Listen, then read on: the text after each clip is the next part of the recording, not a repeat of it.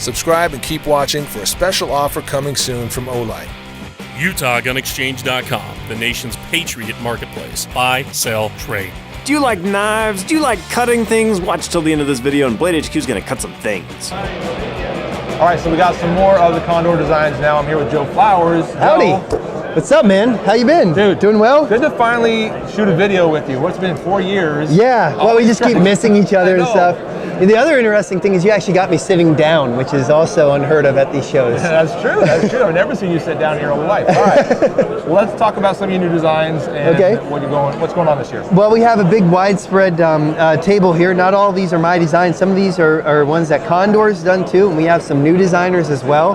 But we'll go with smaller to bigger. Why not that? Yeah, go. So back in the day in the Alps, mummy, a dead body was discovered, and they nicknamed the gentleman Otzi. We did a knife in honor of the knife that was found at this archaeological treasure, kind of to encapsulate our human story and our human heritage. How about that? Plus, we got a really cool flint type of Texture on finish. it. Yeah. Everybody seems to like that. I love it. So tell us about what went into making that texture. Well, I really ticked off our designer Jorge down there because he had the first texture and it didn't look good. It looked like something that you put on the side of a Jeep for some grips or something. Oh, and gotcha. Yeah. We had to make it look more stoned up. So we took this giant, huge metal plate and sanded it all down and then did a new one. He's like, Joe, what do you think? I'm like, that's the one that we want, Good, boss. cool, And cool. so he was very patient with me when we did that. It's got this wire wrapped grade.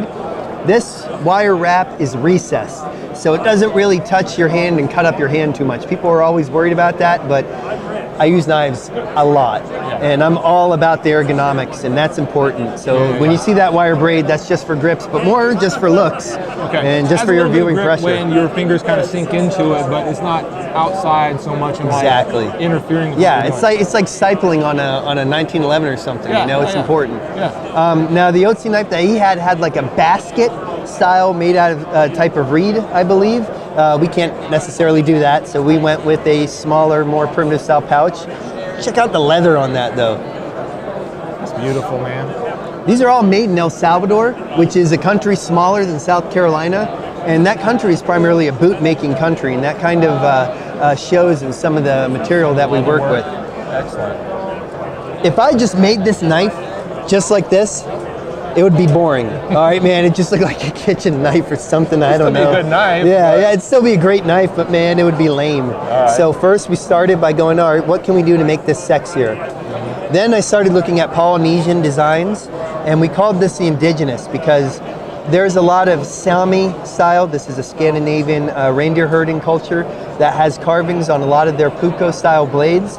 And there was a transition between that and the Polynesian style carvings where there were a lot of similarities. There's no transition, they weren't like related. But just really common. Very similar. So I tried to find the ones that were on both of those and made the indigenous just to kind of combine stuff together. So makes it kind of have an interesting look. You can see it on there. Honestly, I like big knives, but I'm more excited about the smaller one than I am the bigger one because it's so handy to have carving. If you got like a big old knife at home or a machete, this alongside it will help you with all of your carving tasks. So is it indigenous and mini-indigenous? Yeah. Okay. Indigenous and I believe indigenous EDC. You know, I design these things and I should know the names of them. We should be smart because some of these have the names on them. I'm like, oh, I can't remember what the name is on that Toki. There it is, right there. Yeah. This is also a new one, designed by a new designer for us. His name is Walter Matthews, and he is from Chile. And Toki has an interesting Chilean story with that. And you can see some of the features on this particular knife, like the back for a fire steel. Okay. And it's way thicker, so the batoning guys can baton with this like crazy. Bow drill divot. There. And it also comes with a sheath, which is up here, and I can grab it later. That also has a flint striker. Oh, cool. Comes with the flint striker? Yes, it comes with the flint striker. Oh, nice. Not a ferro rod striker, a straight up American frontiersman style flint striker, which is Very pretty cool. cool. That'll also work on ferro rods. You know glass works on ferro rods? No. Yeah, you can bust open a piece of glass, makes use it sense on now, ferro rods. though. Yeah, it's harder. I never thought of that, but that makes tons of sense. Yeah. Dude. Oh, I love the grind on that. It's a giant Condor grind. We have that on a lot of our different grinds. It's like a giant convex grind. Yeah. It's good, it's meaty, You know, you see people buy a lot of other companies' knives and end up doing that grind on them. So we're like, oh, we'll just save them the time. Yeah, just do it straight from the factory. We listen to you and you. That is a big meaty knife, but yeah, I can see that working hard, easy. I love it. This is a new Condor design, the Franciscan axe. It's used more for battle. You can throw it very well too. It'll chop well, but not nearly as well as some of our other tomahawks. American hickory handle, burnt and made in this style so that it'll have that bow to it. And sadly, I'm not going to be bleeding on YouTube. That didn't stab me. I know you're hoping to. I was really hoping. This is, I love the way it's swept back. It's this French quarter of the axes. So, what's the theory behind that though? Why does it have this sweep like this? Does that give you more balance? Sciencey magic. Sciencey magic. Sciencey magic. Yeah, that's it. No, it's if you have that upswept tip at the very, very end of the curve, that kind of makes all of the force go right at the very end, because you see how this is facing forward more and this is facing back. At the end of the day, it's going to have all of that pressure right there. Okay. But honestly, this isn't my design. This is Condor's design. It's based off of a very, very classic design. So a lot of the medieval guys who study some of these medieval martial arts can tell you a lot more about that than I could. Whatever the case, I want to chop stuff with it. Yeah, well, yeah, you can still chop humans, you can chop pallets, you can chop cans, you know, you name it. Awesome. One of our presidents or founding members is a avid hunter, and he really liked the Ontario-style hunting knives that are up north. So we wanted to do our own version of that knife, and this is the Scotia knife. It has a little bit different handle than the ones that you would see out there. We wanted to redesign it to be just more happy for us. And it's a hunting knife with a full a hollow grind secondary bevel. Large hand for mittens, using it with mittens if you're going through larger deer like Nova Scotia. Like Nova Scotia. Yeah, that's awesome. I'm gonna botch this, but is Nova Scotia New Scotland? Is that what that's supposed to be? I think so. Yeah. Yes, I believe so. Like Scotland. Yeah, I'm an American. I'm horrible with my geography. I am too, but it's also like, I'm fascinated by languages, even though I'm terrible with them. Yeah. Scotian, probably. I mean, it almost has a Germanic sound to it. Yeah, but it's cool looking, and that's a great name too. Yeah. So if you're fascinated with languages and heritage, I'm fascinated, of course, with big choppy blades. So I was looking at kukris a lot, trying to. We didn't script that at all. But, you know, looking at the history of that, we all have our own single human story where things come from, but we all have things that we all like. Some people like kukris. Some people like parangs. I like everything. And so I decided to try and combine them together, and to make this amalgam. The name may be changing depending on another company's name that might have just came out with an amalgam knife too. Okay. And we're friendly. We don't go, oh, you need to stop that. We stop ours first. But this is part kukri, part karang. We were going to call it the karang, but we decided we might get in trouble that way too. So you can see that has a point down the center line. This is a false tip up over the top. See how I'm not like bleeding all over your camera? That's important. And it has a taper all the way at the end, a big meaty convex grind. Okay. But it's also really lightweight. And Shane, I want you to go ahead and hold that. Oh yeah. Now it's because it is has a skeletonized handle, and so that puts all the weight forward. We tested the snot out of this. I mean, we were throwing it at trees, throwing it at all the things we shouldn't do. We batoned with it. We did everything that you're not supposed to do with it. Right. You can hold it and carve really, really nicely. It's really, really fast in the hands for you martial artists out there, but it chops like no other. It chops like a beaver chews. It looks like it, man. Dude, that's awesome. It chops like a beaver chews. A beaver chews. Chews. I've never even said that before. This little hook right here locks your fingers in, so you're gonna chop. Yeah. Not get fatigued, and not be readjusting your grip constantly. Correct. I love it. That's perfect. And it's wood too. You know, you see a lot of these guys who like to put their own tape on some of the handles. You can just staple that yourself. Oh, yeah. It works really, really well. Yeah. The braided wire, what did I first see this on? Dooku parang. Yeah, and the Huron, but the Dooku parang actually has that. That's the same handle from the Dooku parang, if you're familiar with that from Condor. Is this kind of a newish introduction from you guys? Are you going to be doing this a lot? I think it makes it look sexy. And you guys can, I mean, putting the sexy back in knives is important. But #sexy knives. Yeah, .com. So this actual wire wrap, a little bit of machete history, has been around like since the early 1900s. Collins up in Connecticut used to use it because the indigenous down in South America favored those knives that had that wire wrap all the way down and up. So they would trade their goods for these really, really machismo braided wire machetes. And so that's a task that's stayed with them ever since they started making machetes, and it's popular with a lot of different machete companies. Nice historic feature, reestablishing on some of these knives. I love it, man. It's very cool. And all right, so this was my poor engineer that I work with. Sometimes I give him a huge headache, and we wanted to try and first make an ulu. And so we had this with an extended handle all the way back here, and we were using it, and him and I liked it. We were like, yeah, this is great. And then we were like looking at it 3 days later, this is the ugliest knife ever.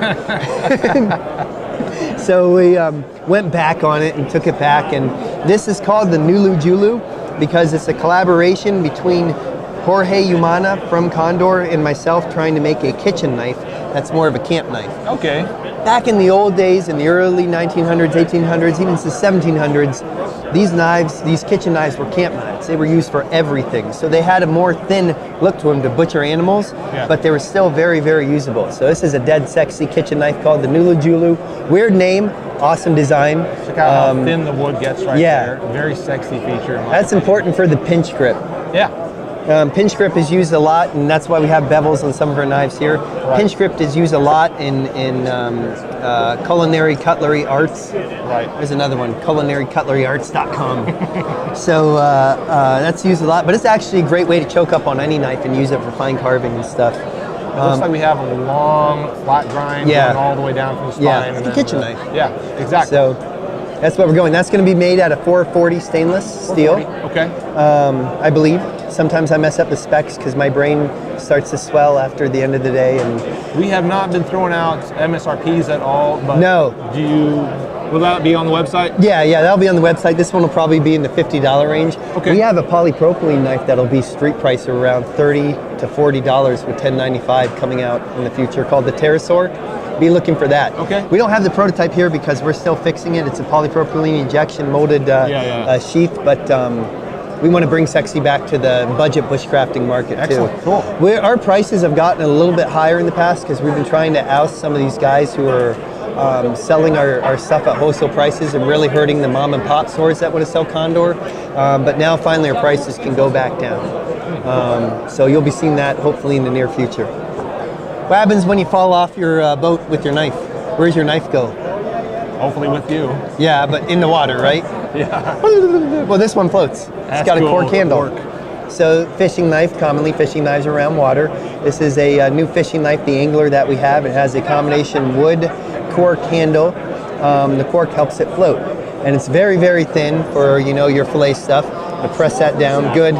Sometimes we have some of these as samples that aren't heat treated, and I've done that before where I'm demonstrating it, bends it over, and I'm like, you guys gave me the spec sample that's not heat treated. That one is. That's nice, man. So that's also new this year. We got a lot of fishing knives out there, but they don't tend to get too popular. So buy our fishing knives now. I'm just kidding. Buy all our knives. Right on. So this guy, the low drag, we have a popular model called the Swamp Romper out, and this utilizes the same handle. This is more of a thick tactical knife, and you can see that it has a 3 or 4 millimeter thick handle. I used to be able to do that. Oh, it's 3/30 seconds, 5/30 seconds, but I can't do that anymore. It's over an eighth, but under a fourth. Okay. That's a real good size. Yeah, it's a heavier, more choppy knife that's out there. It's heavier, more choppy knife. Heavier, choppy. Yeah, man. It's a heavier, choppy, Uzi cutting knife. It comes with the leather sheath. This is more if a knife that if you're constantly forgetting your chopper, this one kind of does some of those tasks like cutting down saplings, cutting down bigger things, and it has a little bit of a tactical appeal to it as well. So it kind of goes around that tactical woodsman market. Talk about the way the grind is done here and what your plan was there. So that's a full flat grind with a secondary bevel. This bevel is kind of a long secondary bevel. Long one, because that makes it easier to sharpen. Yeah. A lot of people seem to like that. You don't see it a lot in any of the other knives. That's actually where we first started out was with that type of grind. And This one particularly isn't a Scandinavian grind. It's more of a convex one, Okay. so that this will work wood better. But it's still thin enough that it can still be chopped and hacked through all sorts of items. Right. And it also catches the light really, really well too. Yeah, good looking. Nice. Speaking of catch the light really, really well, this is our EDC Puko.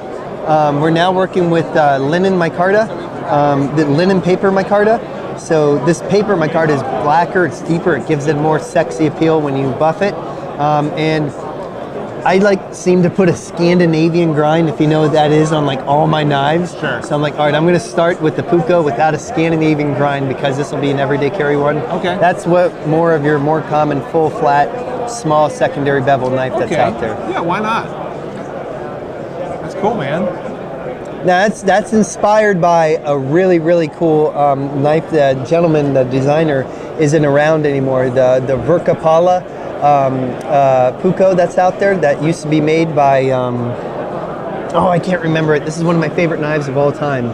We didn't want to straight up copy his design because I just don't think that'd be great. But it has a lot of his influence in that knife, the Verkapala Puko, which is one of my favorite knives out there. Feels good. I like the weight in hand. You know, It's got a police shield style shape to the handle that makes it very, very ergonomic. Yeah. Nice, dude. Alrighty, well that's Awesome coming out. collection. We got a lot more stuff, but we don't want to waste your brain cells with all of that. So you can check out our stuff at condortk.com, also on Facebook, Instagram, all the fun stuff. Where can we find out more about you and what you do? The Late Boy Scouts on YouTube. That's it. Awesome. Yeah. And we will be posting this Facebook up and all that on Facebook. So make sure to go, if you haven't already, go give him a like and a subscription. And do you collect souls? Do I collect souls? I should get into that. Well, we're starting a new thing where you can collect your soul if you want. It's pretty handy. Joe, thanks, man. Thanks so much. It's been It was a lot of pressure. fun. It was a pleasure, not pressure. It was a pleasure. I pressured you into this pleasure. No, it's never a Thanks, pleasure to guys, do that. For watching, we're at SHOT Show 2018 at the Condor booth. See you soon. Well, hello there. My name's Kurt at Blade HQ. This is my Holtzbrook Carpenter axe, and I like to cut steak.